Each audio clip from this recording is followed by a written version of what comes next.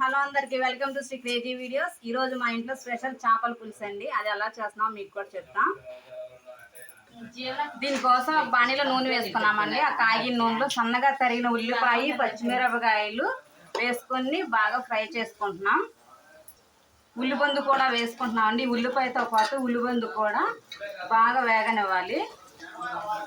కొద్దిగా కరివేపాకు కూడా వేసుకోవాలి, అప్పుడు టేస్ట్ బాగుంటుందండి. బాగా వేగిన తర్వాత దీనిలో 3 స్పూన్ల పేస్ట్ వేసుకోవాలి. అది పచ్చి పోయేదాకా వేయించుకోవాలి.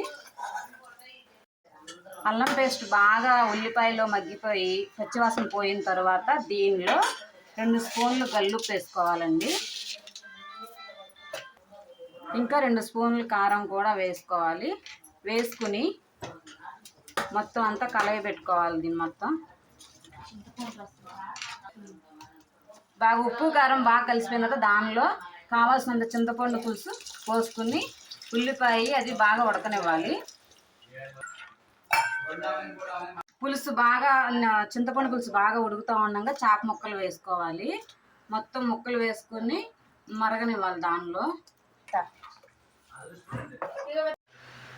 చేపల పులుసులో బాగా ఉడికిన తర్వాత దానిలో 1 స్పూన్ ధనియాల పొడి వేసుకోవాలి.